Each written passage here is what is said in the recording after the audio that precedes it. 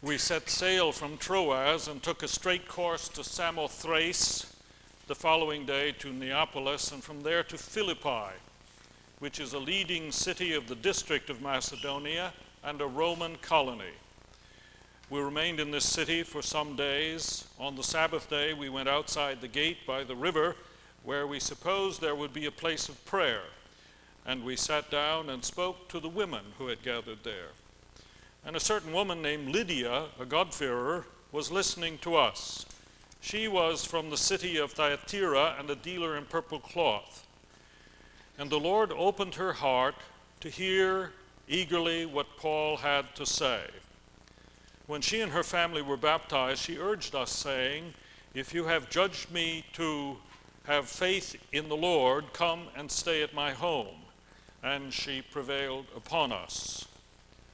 And so the gospel moved on to what we now know as the continent of Europe and made its way toward Kenilworth.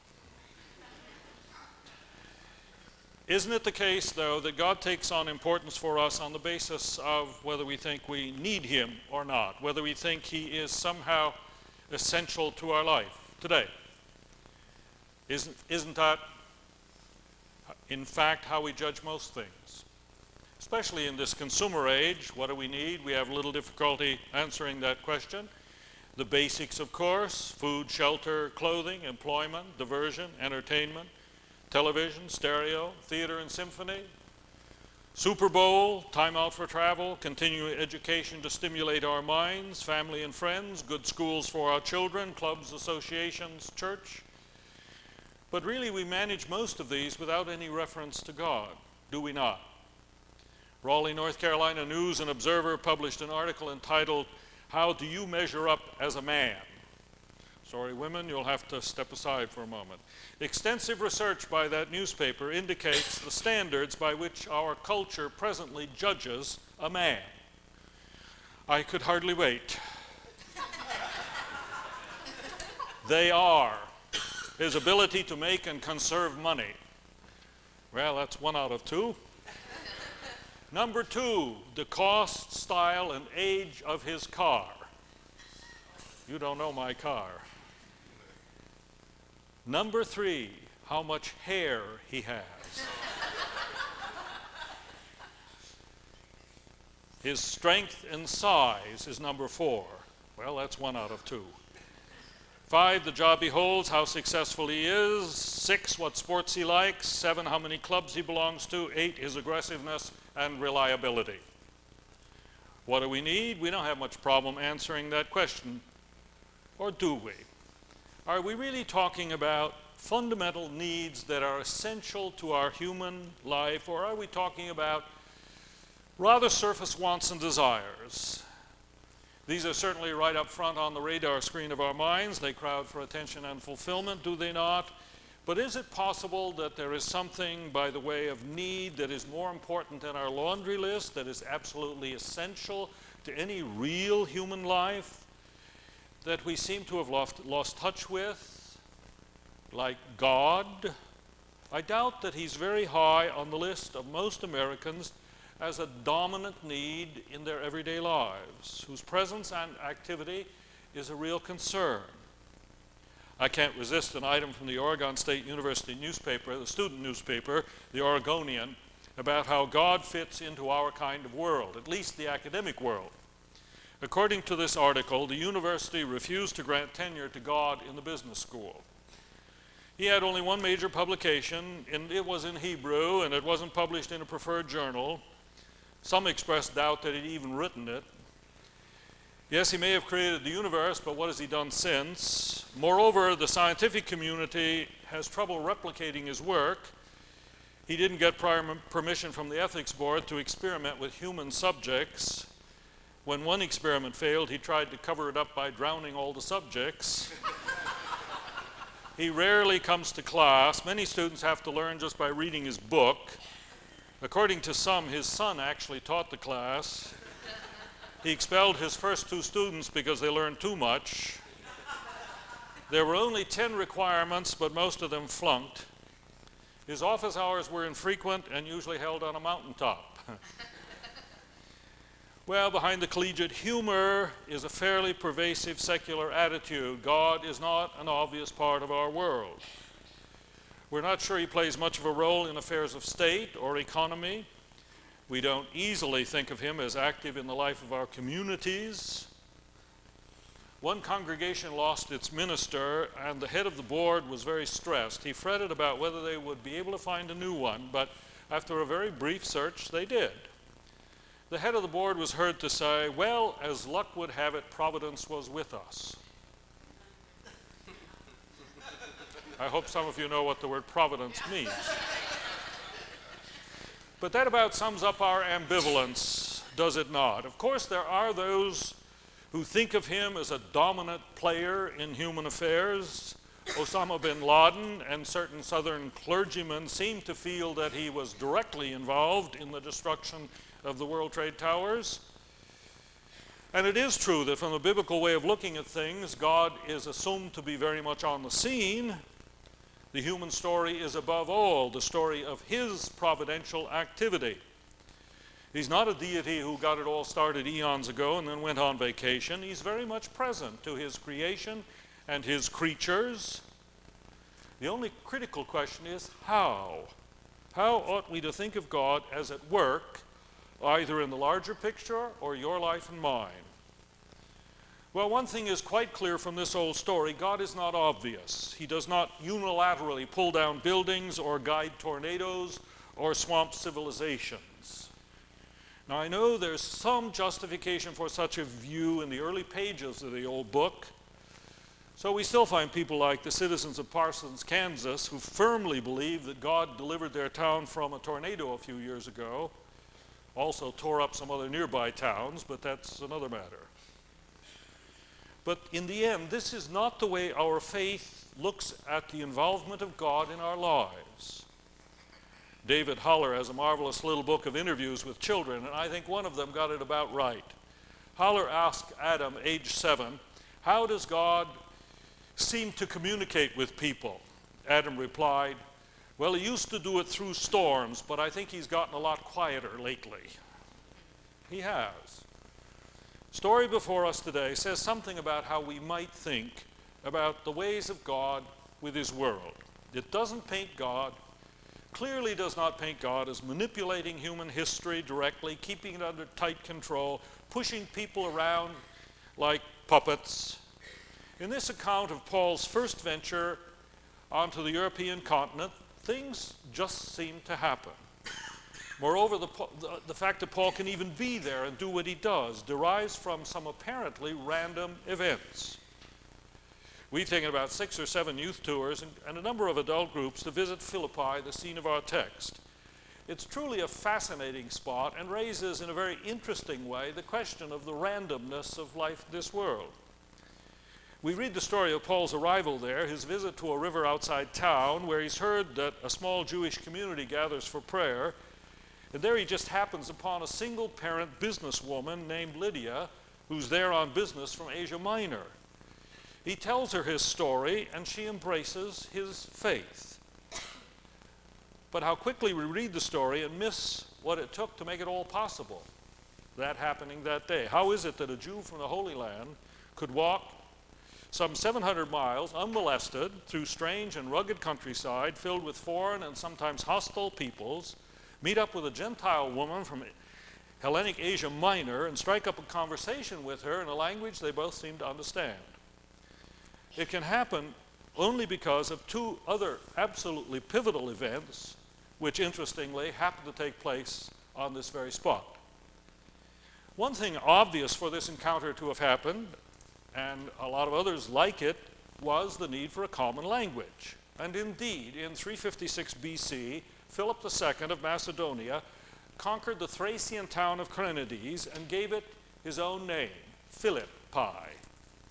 He conquered it because Mount Pangaeus, overlooking the town, was the source of incredibly rich gold mines, which provided him with the resources to mount a large army and conquer and unite the Greek city-states, and then finally leave that army to his son. Also hire a fellow by the name of Aristotle to give him a classical education. That's not bad for a tutor if you can afford it. The son, as you may suspect, was Alexander, who in scarcely 20 years spread the Greek language and culture throughout the then known world. So Jesus spoke Greek, among other things. The New Testament is written in Greek. The second thing necessary for this simple encounter by the river of Philippi was passable roads and safety of travel, so that Paul and Lydia could even get there. In 42 BC, the great battle between two Roman armies took place on the plain of Philippi. The army of the Republicans, Brutus and Cassius, versus the imperialists, Mark Antony and Octavian. Antony and Octavian won. Antony went off to Cleopatra, and Octavian became emperor, and the Pax Romana was underway, providing, among other things, safe travel throughout the then known world. You all know Octavian from the Christmas story as Caesar Augustus. And one can walk on the very road that Paul traversed en route to Philippi this day. So can Paul and Lydia meet in a city hundreds of miles from either of their homes and understand each other in a common Greek language, not their mother tongues, opening up the West to the Christian gospel. And in but 300 years, it'll be the faith of millions in the entire empire. So now, random, coincidence, or perhaps maybe a hidden hand at work. Luck, or is Paul right when he once says, at the right time, Christ died for the Gentiles? You see, our faith insists that there is something mysterious going on in history other than mere chance or human manipulation. Things happen, but God takes them up and uses them to work future and good for the human story. Our whole Western idea of progress derives precisely from this old view. Things happen, often on the face of it grim, and then God turns them to his purposes for human life and future. And with the appearance of Jesus in our world, God works most often by his love through those who learn to trust that love. Look at the story. Lydia is a woman drawn to the ethical monotheism of the Jewish community. We know that about her. Yet there is some void in her life. She's unable to bring herself to adopt the Jewish culture with its burdensome ritual requirements. She's looking for something, and she listens therefore eagerly to Paul. And what does she hear from Paul? Paul offers her a relationship to the same God, but with a radical difference. He offers a relationship grounded in the love that is embodied in one Jesus of Nazareth. Trust this love and you will know life. That's his simple word. And she does. And a whole new spirit takes over, generating in her courage and hope and meaning. She, a Gentile woman, even welcomes into her home a Jewish stranger she had just met. And through her, the Jesus movement moves on. Perhaps this is the major way that God works in our world today, not by obvious intervention or miracle even, but by the subtle force of love, believed and embraced, trusted and lived. God works by stirring a new spirit in people here and there, which enables them courage and confrontation of the evils of our world. Why finally did communism collapse? Perhaps you remember that in East Germany it was in part because of the courageous yet peaceable spirit of a minority, the Christians of Leipzig. Long before the events of 1989, a group of faithful began Monday night prayer services in the large Nikolai Kirche Cathedral. They met to pray for their nation, for freedom and peace. And this went on quietly week after week, sharing, praying, drawing spiritual strength for their struggle from their God and one another. And the media took little notice of it, but finally they caught the eye of the police. And on September 4th of that year, they were attacked one Monday as they left their prayer service. They did not resist. And in ensuing weeks, the groups gathering at the church grew. On September 25th, 6,000 people packed the cathedral. On October 2nd, 20,000 waited outside the door to join the candlelight protest march. And the rest is really history. Tyranny and tanks succumbed to the spirit of a people who trusted the word that God was with them and who found in that word a spirit of courage and hope. A friend of ours writes from Jerusalem last week to tell us of things going on there that neither government nor media are taking account of, at least yet. Organized joint actions by Israelis and Palestinians, Christian, Muslim, Jew, rallies and demonstrations, food and blanket convoys to villages in need, tree planting, fundraising for Palestinians made homeless, gatherings in the old city, 5,000 women in black, Israeli and Palestinian, march recently in Jerusalem. And you've not read about it, have you? Will these efforts bring peace there? I don't know. But then I was absolutely certain the Berlin Wall would not fall in my lifetime. I do believe that the spirit of such as these, in the spirit of such as these, God is at work. And when he truly works in the spirit of ordinary human beings, you can never predict what might happen somewhere down the line. Someone has said, never put a period where God puts a comma. But again, no less in our personal lives does God seek to work his will, and again, it is nothing obvious or intrusive. But those open to his word of love, open to his spirit, come to know his reality. He seeks by his love, the word that we're not alone, to stir in us also new spirit of courage and faith toward the struggles that we will inevitably face in life. I'm impressed by these words by scientist Edward Stein. He writes about passing through a period of severe doubt and turmoil in his own life.